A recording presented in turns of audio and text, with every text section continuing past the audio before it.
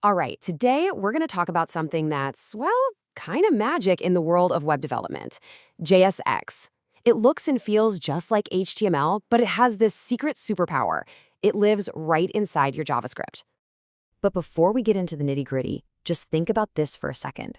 What if your website's blueprint could actually think? What if its very structure could react and change and make decisions all on its own? That's the huge leap we're about to explore, moving from the static web to a truly dynamic one. Okay, so to really get what JSX is all about, we've got to start with the basics, right?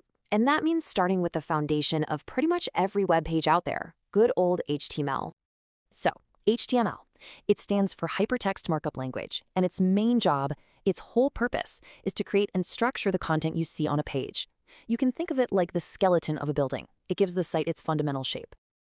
And HTML is awesome for what it does, creating paragraphs, headings, putting in links, all that static stuff.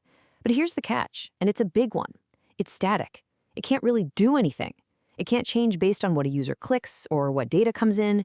For that, you need something with a bit more brain power. For decades, the golden rule of web development was super simple. Keep your structure, your HTML, on one side, and your logic, your JavaScript, on the other. Never mix them. But what if we just broke that rule? What if we could smash them together into these neat little building blocks we call components that manage their own look and their own behavior? Okay, take a look at this. At first glance, it's a JavaScript function, right? We call it a component. But wait a minute, smack dab in the middle of it, you see what looks exactly like HTML. We've got divs, links, and headings. But this isn't just some text string. No, this is something totally new. And that is called JSX. It's a JavaScript syntax extension. It's not quite HTML, and it's not just plain JavaScript. It's this incredible hybrid that lets you write what your user interface should look like right inside the code that makes it work. So what's the big deal? Why is JSX so special?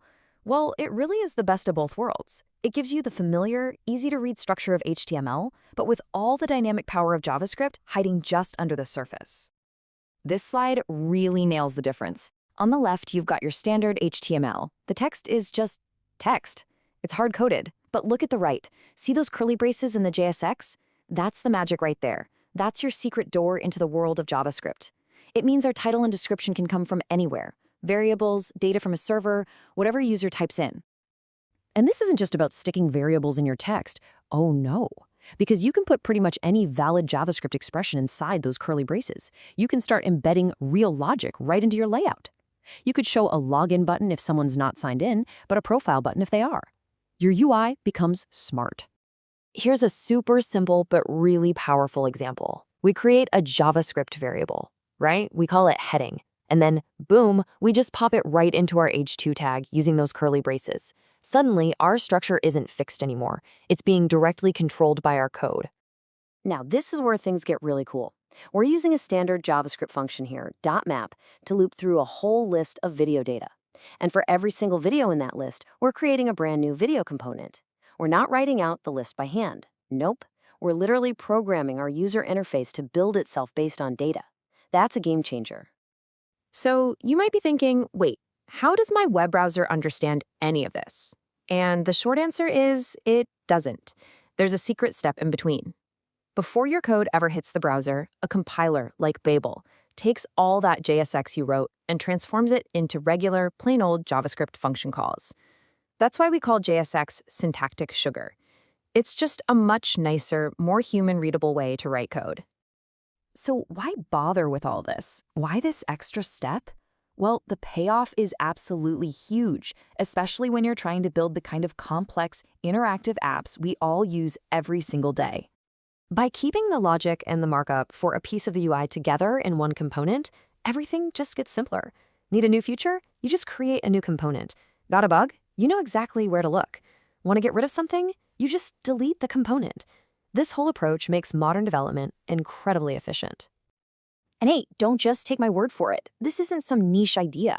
Over 2 million developers are hitting the React docs every single month. That is a massive community that has bought into this way of thinking, proving it just works, and it works at a massive scale. So if you take one thing away from this, let it be this. You have to shift your thinking.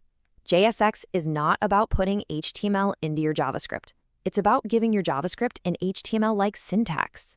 You're supercharging your markup with the full power of a real programming language. And that leaves us with one final thought. For so many years, web pages were just static documents. But now, with tools like JSX, our UIs can think, they can react, they can adapt. So the question isn't really what the web is anymore. The real question is, now that our markup can use logic, what can't the web become?